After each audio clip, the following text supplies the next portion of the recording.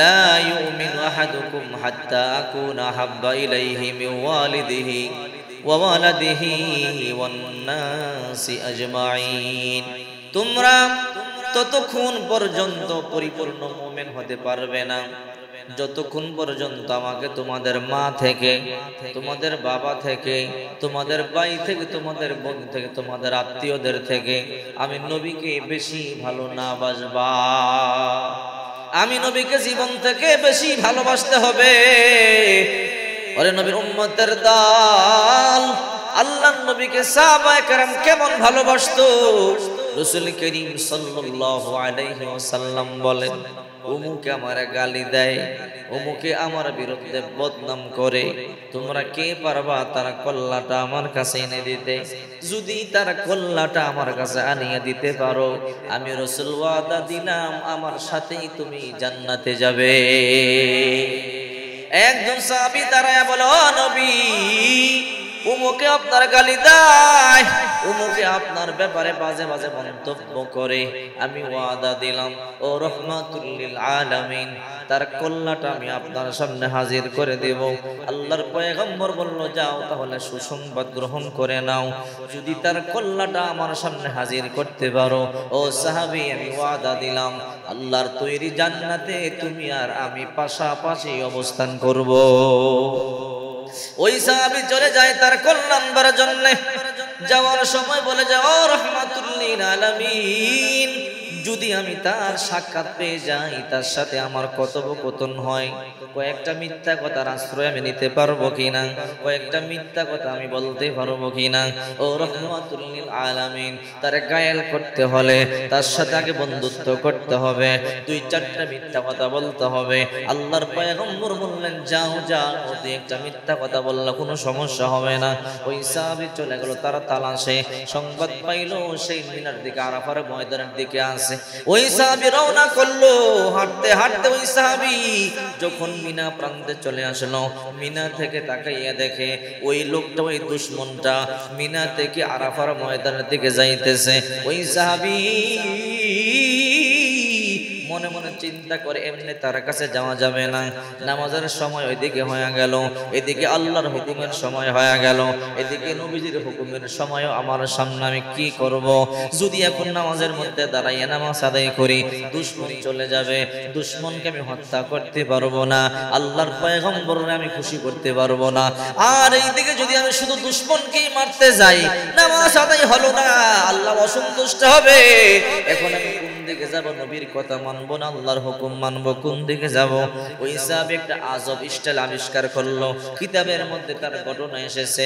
ওই সাহাবী নামাজের মধ্যে দাঁড়াইয়া গেল, নামাজও পড়ে আবার সামনেও হাঁটে, নামাজও পড়ে দুশমনের দিকে খেয়ালও রাখে, নামাজ পড়ে আল্লাহু আকবার হাঁটে, সূরা ফাতিহা পড়ে সামনে হাঁটে, সূরা মিলায় সামনে হাঁটে, সামনে যায় আর দুশমনকে তালাশ করতেছে, রুকুতে যায় আবারও হাঁটে, সিজদা দিয়ে আবারও হাঁটে, নামাজ আদায় করে ওই সাহাবী দুশমনের দিকেও খেয়াল রাখে, হাঁটি হাঁটি পা পা করিয়া ওই সাহাবী তালাশ করিয়া দুশমনের কাছে চলে গেল। দুশমনকে বলে, কিরে ভাই, তুমি নামাজও পড়ো আবার হাঁটো, কারণ কি? বলে, বুঝল না, জ্বালায় বাসি না, অন্তরের মধ্যে বড় জ্বালা। বলে, তোমার আবার অন্তরের মধ্যে কি জ্বালা? বলে, একজনের জ্বালায় বাসি না। বলে, কার জ্বালায় বাসো না? বলে, মুহাম্মদের জ্বালায় বাসি না। ওই দুশমনটা কয়, তাহলে তো তুমি আমার মতো, আমিও তো মুহাম্মদের জ্বালায় বাসি না, মুহাম্মদ আমার দুশমন। সাহাবী মনে মনে ভাবে, তুই দুশমনের জ্বালায় বাসস না, আর আমি মুহাম্মদের প্রেম জ্বালায় বাসি না। সুবহানাল্লাহ বলে, কিন্তু সেই কথা তো মনে মনে প্রকাশ করে না। বলে, তাই নাকি? বলে, হ্যাঁ। দুশমন বলে, তাহলে তুমি আমার বন্ধু হয়ে গেলা, মুহাম্মদ তোমারও দুশমন, মুহাম্মদের জ্বালায় তুমিও বাসো না, আর মুহাম্মদের জ্বালায় আমিও বাসি না, চলো দুইজনে বন্ধুত্ব করে ফেলি। দুইজনে বন্ধুত্ব করে ফেললো। ওই সাহাবী বলে, ও ভাই, তোমার কোমরের মধ্যে, খাপের মধ্যে একটা সুন্দর তরবারি দেখা যায়। বলে, হ্যাঁ। বলে, এটা হিন্দি তরবারি, বড় ধার তরবারি, এই তরবারি দিয়া গলার মধ্যে আক্রমণ করতে দেরি হয়, গলা দ্বিখণ্ডিত হইতে দেরি হয় না। সাহাবী মনে মনে চিন্তা করে তোর তরবারি দিয়ে তোরা আমি হত্যা করে ফেলবো। বলে বন্ধু তোমার তরবারিটা দেখতে পারি কিনা? বলে হাত দেখতে পারো। তরবারিটা হাতের মধ্যে নিয়ে বলে তোমার তরবারি দেখতে বড় সুন্দর, দেখতে বড় চক চক চক চক করে। এমন করে করে তরবারি ঘুরায়, হঠাৎ করে তারা গর্দনের মধ্যে এমন একটা কোপ মেরে দিল, মুহূর্তের মধ্যে ওই দুশমনের দেহ থেকে কল্লাটা আলাদা হয়ে গেল। কল্লাটা নিয়ে আল্লাহর নবীর সামনে গিয়ে বলে, ও নবী, এই যে দেখেন কল্লাটা আমি আপনার সামনে আনছি, আপনি ওয়াদা দিবেন যদি তার কল্লা আনতে পারি জান্নাতে আপনার আমি পাশাপাশি থাকবো। আল্লাহর পয়গম্বর বললেন, রে সাহাবী, হ্যাঁ ওয়াদা দিলাম জান্নাতে আমার পাশাপাশি থাকবা। ও সাহাবী আরেকটা কথা বলে, কি কথা? আজকে আমার তুমি খুশি করে ফেললা, আজকে তুমি যা চাইবা তোমাকে আমি তাই দিয়া দিব। ওই সাহাবী তখন বলল, রহমাতুল লিল আলামিন, আমি যা চাবো আমাকে তাই দিবেন? বলে হ্যাঁ। তাহলে আপনার ব্যবহৃত হাতের লাঠিটা আমাকে দিয়া দেন। আল্লাহর পয়গম্বর বলে, লাঠি দিয়ে তুমি কি করবা? ও নবী, বহুদিন ধরে এই লাঠি আপনি ব্যবহার করেন, কিয়ামতের ময়দানে আপনি যদিও আমারে বলিয়া যান আপনার লাঠি আপনি বলবেন না। ও রহমতের নবী গো, এই লাঠিটা কিয়ামতের ময়দানে আমি আপনার সামনে নিয়ে হাজির করব। দুনিয়াতে আমি আপনার একটা উপকার করেছিলাম, আপনার দুশমনকে আমি হত্যা করেছিলাম, এই জন্য এই লাঠি আমাকে উপহার দিয়েছিলেন। আল্লাহর পয়গম্বর লাঠি তারে দিয়া দিল। ওই সাহাবী লাঠিটা আলমারির মধ্যে রেখে দেয়। ইন্তেকালের সময় সন্তানদেরকে ডাকিয়ে বলে, ও সন্তানেরা, আল্লাহর পয়গম্বরের হাতের ব্যবহৃত লাঠিটা, এই লাঠি জাহান্নামে কোনোদিন জ্বলবে না। আমি যখন মরিয়া যাব আমার কবরে কাফনের সাথে এই লাঠিটা আমার কবরের মধ্যে দিয়া দিবা। কিয়ামতের ময়দানে যদি আমার নাজাতের কোনো ফয়সালা না হয়, আমি ওই দিন আল্লাহর দরবারে আল্লাহর নবীর লাঠিটারে বলবো, আল্লাহ দেখো তোমার পয়গম্বর আমারে বড় ভালোবাসিয়া, তোমার পয়গম্বর বড় মুহাব্বত করিয়া তোমার পয়গম্বর ব্যবহৃত লাঠিটা আমাকে দিয়ে দিছে।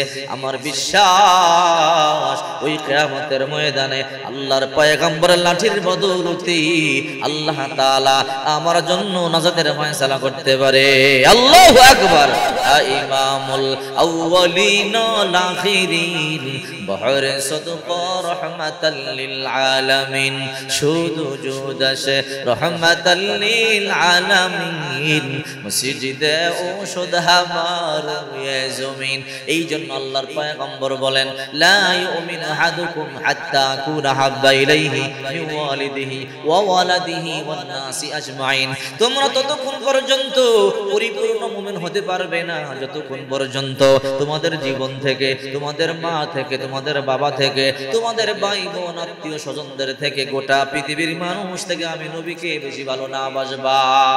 ছোট্ট ছোট্ট বাচ্চারা পর্যন্ত আল্লাহর নবীকে জীবন থেকে বেশি ভালোবাসতো।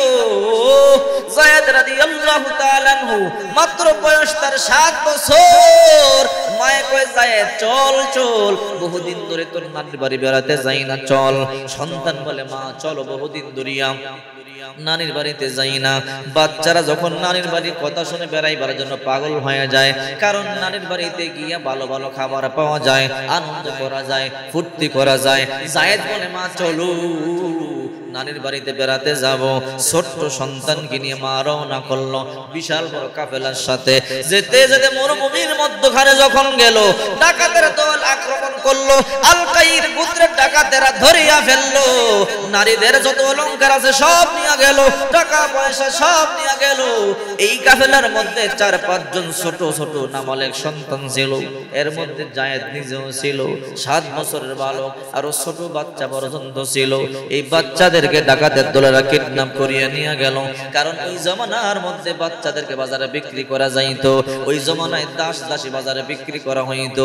ডাকাতের দলেরা চিন্তাই করিয়া জোর করিয়া যায়েদকে যখন ডাকাতি করিয়ে নিয়ে যায়, ডাকাতের দলেরা মক্কার বাজারে উঠায়। মক্কার মধ্যে 2টা মেলা জমতো, মাজান্না আর ওকাস। ওয়াজের মেলার মধ্যে জায়েদকে বিক্রি করবার জন্য উঠাইয়া দিল। এইদিকে জায়েদের মা জানে না জায়েদকে ডাকাতেরা কোথায় নিয়ে গেল। বাড়িতে গিয়ে স্বামীর গলায় ধরিয়া চোখের পানি সারিয়া কান্না করে বলে, স্বামী, সন্তানকে লইয়া বাবার বাড়ি যাইতেছিলাম, রাস্তার মধ্যে ডাকাত আক্রমণ করিয়া সন্তানটারে ছিনতাই করিয়ে নিয়ে গেল। জায়েদ একমাত্র সন্তানকে হারাইয়া বাবাও কান্দে, মাও কান্দে। আমাদের একমাত্র সন্তানকে ডাকাত নিয়ে গেল। মক্কার উকাজ নামক মেলার মধ্যে জায়েদকে যখন উঠাইল, খাদিজাতুল কুবরা রাদিয়াল্লাহু তাআলা আনহার তখন আল্লাহর পয়গম্বরের সাথে বিবাহ হয় নাই। খাদিজাতুল কুবরা রাদিয়াল্লাহু তাআলা আনহার একজন ভাতিজা ছিল, ওই হাকিম ইবনে হিজাম রাদিয়াল্লাহু তাআলা আনহু ওই মক্কার বাজার থেকে 4টা গোলাম ক্রয় করলো। অনেক ধনী মানুষ, হাকিম ইবনে হিজাম রাদিয়াল্লাহু তাআলা আনহু ধনী মানুষ, 4টা গোলাম কিনিয়া বাড়িতে আনলো। বাড়িতে আইনা গিয়া খাদিজারে বলে, ও হুফু আম্মা জান, আপনারে বড় মোহাব্বত করি আর আপনি আমার বড় আদর করেন, যত্ন করেন। ও আমার হুফু। খাদিজার ভাতিজা বলে, হুফু আমি 4টা গোলাম কিনেছি। ও হুফু, আপনি একটা গোলাম যেটা পছন্দ হয় সেটা আপনি নিয়ে নিতে পারেন। মা খাদিজাতুল কুবরা রাদিয়াল্লাহু তাআলা আনহা 4টা গোলামের দিকে ভালো করিয়া তাকাইলো। তাকাইয়া দেখে একটা গোলাম দেখা যায় নম্র ভদ্র, মাত্র 7 বছর বয়স, নাম তার জায়েদ। মা খাদিজা বলে, কি নাম? বলে, আমার নাম হলো জায়েদ। বলে, হাকিম রে, বলে জায়েদ রে আমার পছন্দ হইল, যান আপনি জায়েদকে নিয়ে আনেন। 7 বছরের বালক মা খাদিজা জায়েদকে নিয়ে যায়। কিছুদিন পরেই মা খাদিজা আল্লাহর পয়গম্বরের সাথে বিবাহ বন্ধনে আবদ্ধ হয়ে যায়। আল্লাহর পয়গম্বর কাজ করতে বড় কষ্ট হয়। আল্লাহর পয়গম্বর কালিমার দাওয়াত দেয় একা একা। আল্লাহর পয়গম্বর একা একা কাজ করতে বড় কষ্ট হয়। মা খাদিজা দেখে আল্লাহর পয়গম্বরের বড় কষ্ট হয়। মা খাদিজা বলে, ও রহমতের নবী, আপনার একা একা কাজ করতে বড় কষ্ট হয়, আপনি কালিমার দাওয়াত দেওয়ার জন্য একা একা যান, আপনার বড় কষ্ট হয়। ও রাহমাতুল লিল আলামিন, আমি একটা কাজ করতেছি। বলে, কি কাজ? আমার একটা গোলাম আছে, বড় নম্র, বড় ভদ্র, ছোট্ট গোলাম, মাত্র 7 বছর বয়স। এই জায়েদকে আমি আপনার হাদিয়া দিয়া দিব। ও রহমতের নবী, এই জায়েদ আপনার খেদমত করবে, আপনি যেখানে যাবেন আপনার সাথে সাথে সে সেখানে যাবে। আল্লাহর পয়গম্বরকে হাদিয়া দিয়া দিল। ওইদিকে জায়েদের মা বাবা কাঁদে, একমাত্র সন্তানকে হারাইলাম, ডাকাত নিয়ে গেল, কই সন্তানকে খুঁজবো? সারা দেশ তন্ন তন্ন করিয়া খুঁজলো, এক দেশ থেকে আরেক দেশ খোঁজা শুরু করলো। যেখানে বাজার হয়, মেলা হয়, সেখানে সন্তানকে তালাশ করি। আমার সন্তানকে পাইলে যত বিনিময় হয় দিয়ে সন্তানটারে নিয়ে আসবো। মা বাবা কান্দে। একবার হজের মৌসুম শুরু হয়ে গেল। হজের মৌসুমে বাইতুল্লাহ চত্বরে হাজার হাজার লক্ষ লক্ষ মানুষ বাইতুল্লাহ তাওয়াফ করে। জায়েদের দেশ থেকে একদল কাফেলা হজ করবার জন্য বাইতুল্লাহ আসলো। হঠাৎ করে তাকাইয়া দেখে বাইতুল্লাহ চত্বরে জায়েদের মতো একটা বাচ্চা দেখা যায়। সামনে গিয়ে বলে, তুমি কি জায়েদ না? বলে, হ্যাঁ আমি জায়েদ। তোমার কি মায়ের কথা মনে পড়ে না, বাবার কথা মনে পড়ে না? বলে, হ্যাঁ মনে তো পড়ে। তো বাবার কাছে মায়ের কাছে কেন যাও না? বলে, এমন এক মানুষ পাইলাম রহমতের নবী, যার চেহারা দেখে আমি আমার আব্বা আম্মার কথা ভুলিয়া গেলাম। আল্লাহু আকবার।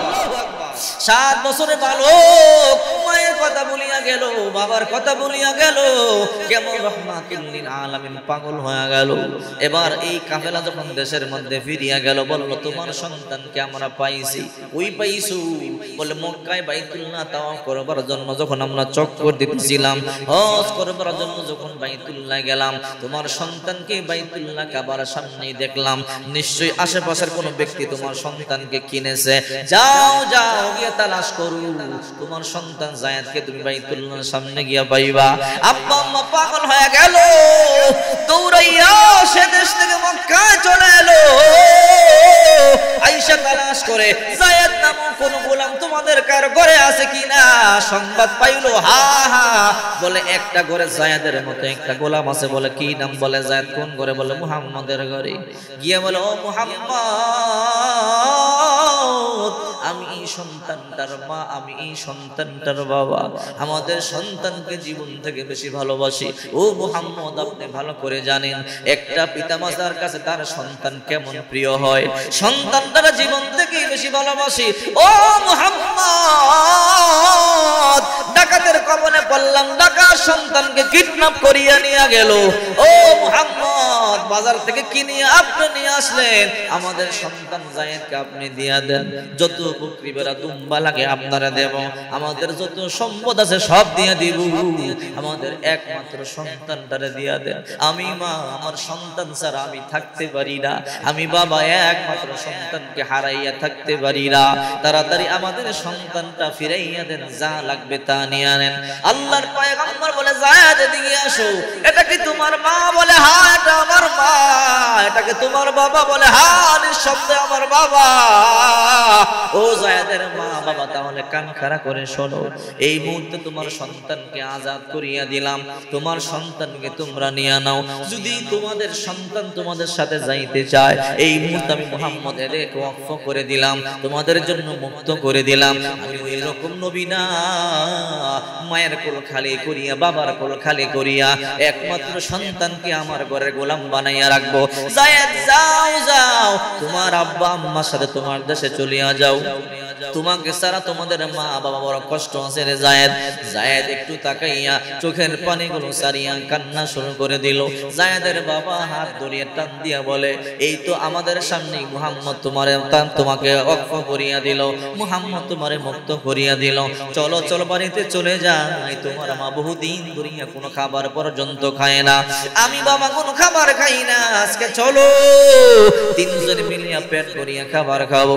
এই কথা বলবার পরে যায়েদ হাতটা একটা ঢিল মারিয়া সারিয়া দিয়ে বলে, বাবা তোমরা চলে যাও, আমি আমার রহমতের নবী সারিয়া যাইতে পারবো না।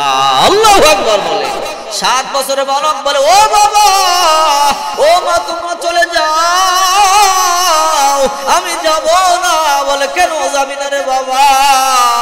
বলে মা এই ঘরে ওহী আসে, এই ঘরে আল্লাহ তাআলা প্রেমের খেলা খেলে।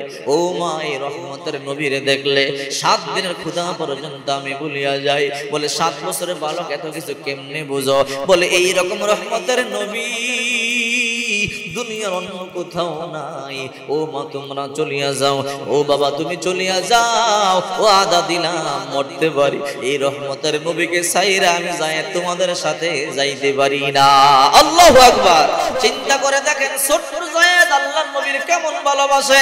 নবী আর সহ্য করতে পারলেন না, বুকের সাথে জড়াইয়া ধরিয়া মক্কার সামনে নিয়ে কয়, হে মক্কার লোকেরা জানো, এই যায়েদকে তোমরা আমার গোলাম বলিয়া জানো না, যে যায়েদ আমার জীবন থেকে বেশি ভালোবাসে, আমার কোন সন্তান দুনিয়ার জমিনে নাই। আমি আজ থেকে ওয়াদা দিলাম, তোমরা যায়েদকে আমার পালিত গোলাম বলবে না, আজ থেকে এই যায়েদকে আমি আমার আপন সন্তান বানায় আনিলাম। আল্লাহু আকবার। আজ থেকে এই যায়েদ আমার সন্তান। চিন্তা করে দেখেন, এই জন্য রাসূল পাক সাল্লাল্লাহু আলাইহি ওয়াসাল্লাম বলেন, লা ইউমিনু আহাদুকুম হাত্তা আকুনা হাব্বা ইলাইহি মিন ওয়ালিদিহি ওয়া ওয়ালাদিহি ওয়ান নাসি আজমাইন। তোমরা ততক্ষণ পর্যন্ত পরিপূর্ণ মুমিন হতে পারবে না যতক্ষণ পর্যন্ত তোমাদের মা, তোমাদের বাবা, তোমাদের মা, তোমাদের ভাই বোন, আত্মীয় স্বজন, গোটা পৃথিবীর মানুষ থেকে আমি রাসূল তোমাদের কাছে প্রিয় না হব। ও বন্ধু, আল্লাহর পয়গম্বরকে জীবন থেকে বেশি ভালোবাসতে হবে। সাহাবায়ে কেরাম আল্লাহর পয়গম্বরকে জীবন থেকে বেশি ভালোবেসেছিল।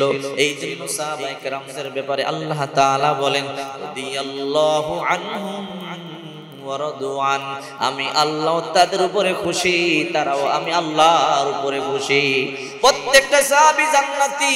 এই জন্য আল্লাহর হাবিব সাল্লাল্লাহু আলাইহি ওয়াসাল্লাম বলেন, সাহাবায়ে কেরাম জীবন থেকে বেশি ভালোবাসতো। চিন্তা করে দেখেন হযরত আবু বকর রাদিয়াল্লাহু তাআলা আনহু আল্লাহর পয়গম্বরকে কেমন ভালোবাসে।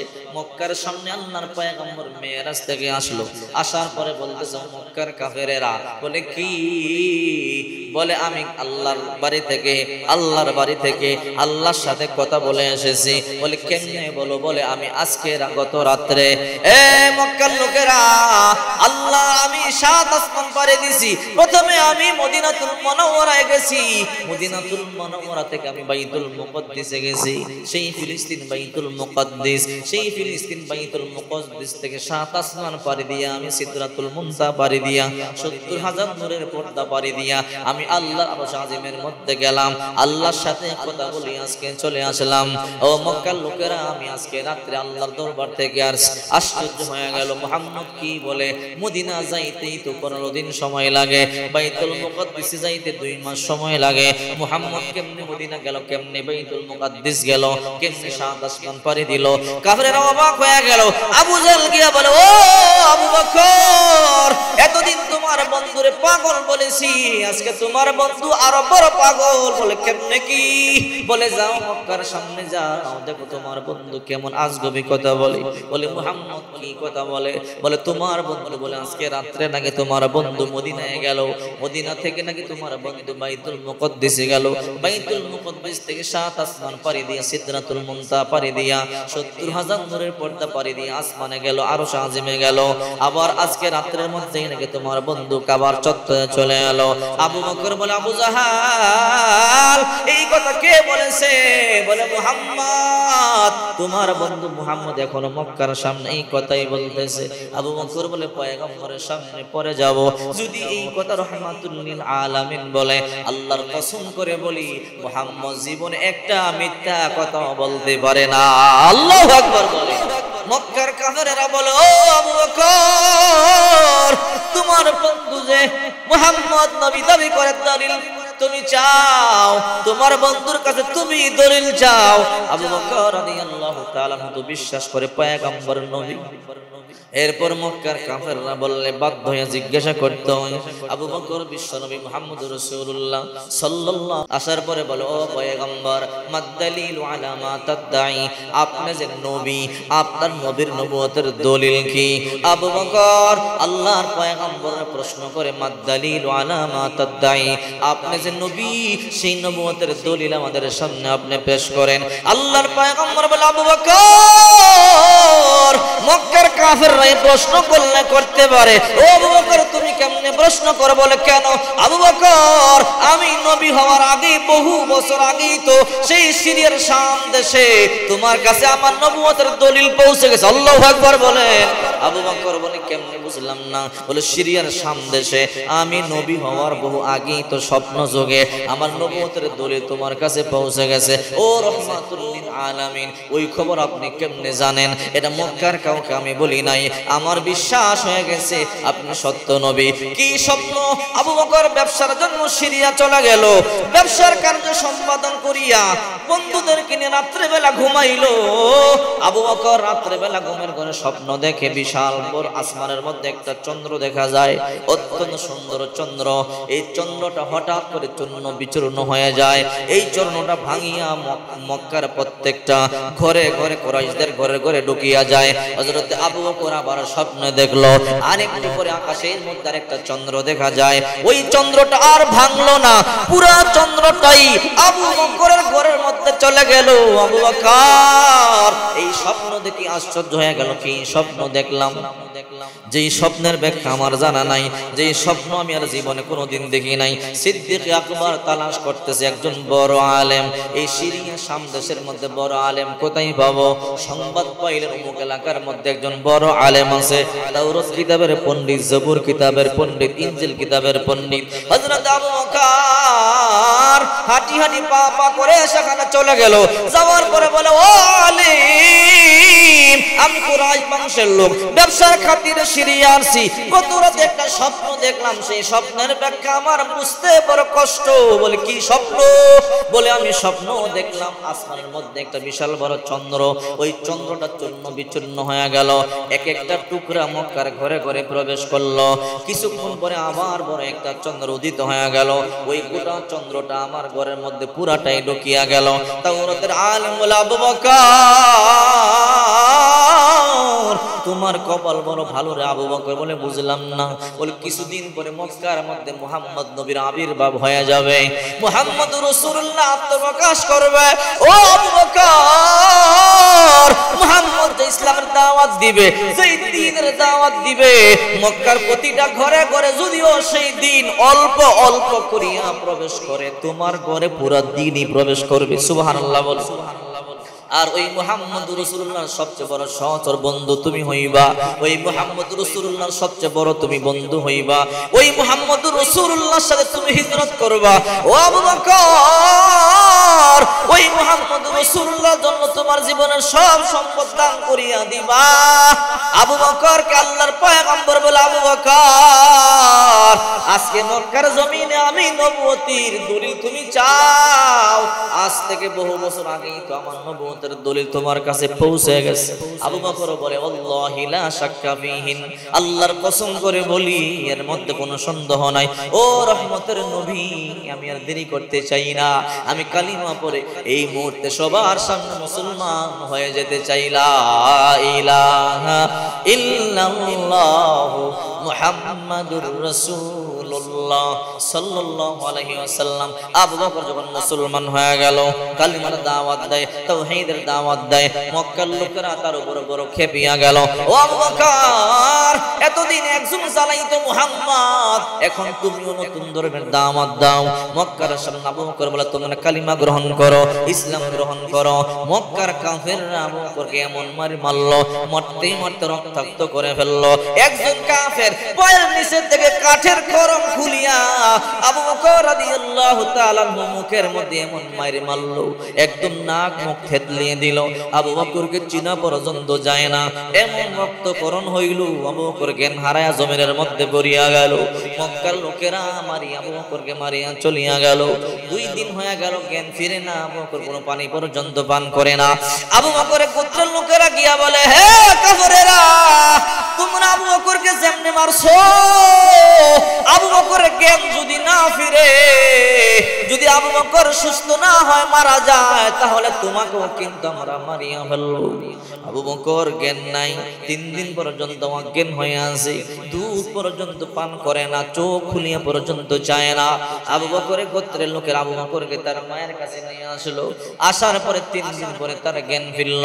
3 দিন পরে জ্ঞান ফিরিবার পরে ওই আবু বকরের গোত্রের লোকেরা বলে, ও আবু বকরের মা উম্মুল খায়ের, তোমার সন্তান 3 দিন দুনিয়া পানি পর্যন্ত পান করে না, 3 দিন দুনিয়া তোমার সন্তান দুধ পান করে না। দেখো চেষ্টা করি একটু পানি পান করাইতে পারো কিনা, দেখো চেষ্টা করি একটু দুধ পান করাইতে পারো কিনা। আবু বকরের মা বলে, আবু বকর বেটা, দুধ একটু পান করো, দেহের মধ্যে শক্তি নাই, ব্লিডিং হইছে অনেক। আবু বকর উঠতে পারে না, মাত্র চোখ খুলিয়া চাইল। আবু বকর বলে, মা আগে বলো আমার দয়াল নবী কেমন আছে? যতক্ষণ পর্যন্ত আমি আমার নবীকে না দেখবো, এই 2 চোখ দেখিয়া, ততক্ষণ পর্যন্ত মরে গেল আমি 1 ঢোক দুধ পান করব না। আল্লাহু আকবার বলেন। আবু বকরের গোত্রের লোকেরা রাগ হয়ে গেল, আবু বকর তোমার জন্য টেনশনে বাসি না, যে লোকটা 3 দিন ধরে তোমার খবর পর্যন্ত নিল না, ওই মুহাম্মদের জপনা তুমি এখনো জপ, ওই মুহাম্মদকে তুমি এখনো মুহাম্মদ বলিয়া বলিয়া পাগল হয়ে গেলাম। আবু বকরের গোত্রের লোকেরা রাগ হয়ে মায়ের কাছে রাখিয়া চলে গেল। ও উম্মুল খায়ের, আবু বকরের মায়ের নাম হলো উম্মুল খায়ের, তোমার সন্তানকে তুমি বারবার বোঝাও, তোমার সন্তান মুহাম্মদের জন্য এমন মাইরটা খাইলো যে সন্তানকে জীবনে কেউ ফুলের টোকা পর্যন্ত দেয় নাই। এই কুরাইশ বংশ আবু বকরের মতো ভালো মানুষ আর নাই, আবু বকরের মতো শরীফ আর ভদ্র মানুষ নাই, যে মুহাম্মদের জন্য তোমার সন্তান এমন মাইর খাইলো। এখনো পর্যন্ত সেই মুহাম্মদের নামই বলে। 3 দিন হয়ে গেল, মুহাম্মদ তোমার সন্তানটার খবর নিল না। আবু বকরের মা বলে, ও বাবা আবু বকর, একটু দুধ পান কর। বলে, মা যতক্ষণ পর্যন্ত আমার নবীর সন্তান আমারে না দিবা, আমি নবী সম্পর্কে জানতে না পারবো, আমার নবী কেমন আছে, আমি দুধ পান করব না। কারণ কাফেররা শুধু আমারে মারে না, আমার নবীরও মানছে। মায়ে কয়, বেটা তোর নবী মুহাম্মদ কই আছে আমি কেমনে জানি, আমি কেমনে বলবো তোর নবী নবী মুহাম্মদ কোথায়? বলে মা আমি জানি। বল, বলে তুমি কি খাত্তাবের কন্যা ফাতেমারে চেনো না? উমরের বোন ফাতেমারে চেনো? বলে হ্যাঁ চিনি। যাও যাও তার কাছে গিয়ে আমার নবীর সন্ধান করো, আমার নবী কোথায় আছে। ওই খাত্তাবের বোন ফাতেমা তোমাকে, খাত্তাবের কন্যা ফাতেমা তোমারে বলিয়া দিবে। যতক্ষণ পর্যন্ত নবীর সন্ধান না পাবো আমি দুধ পর্যন্ত পান করব না।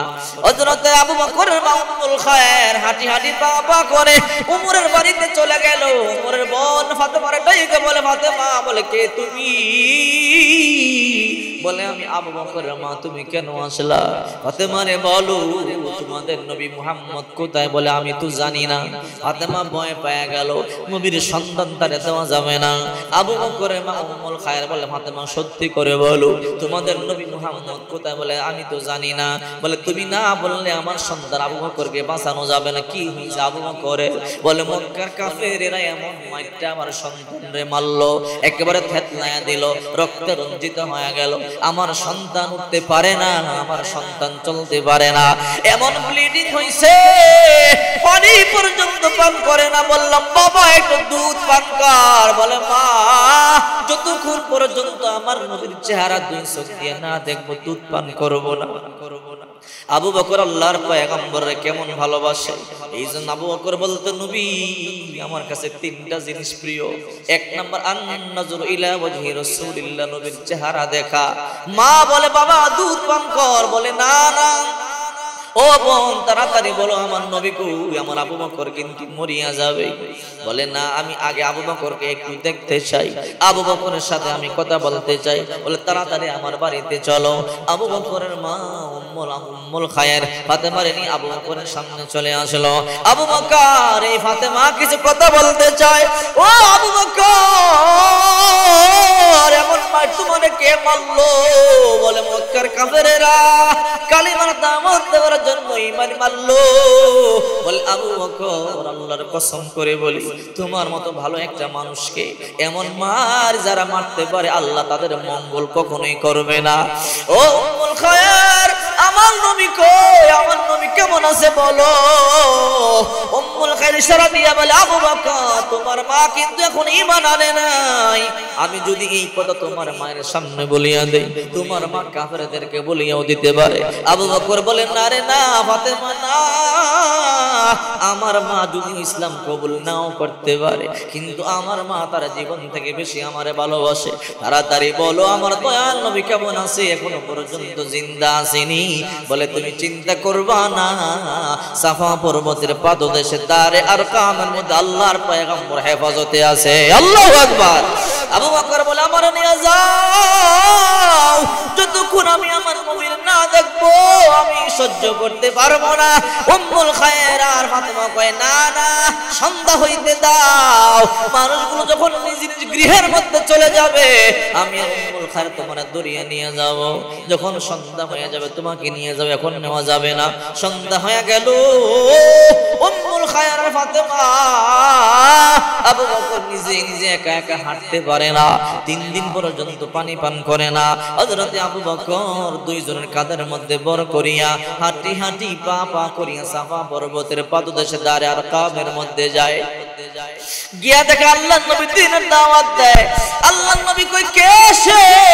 বলে চিনতে পারেন না, আপনার সাহাবী আবু বকর।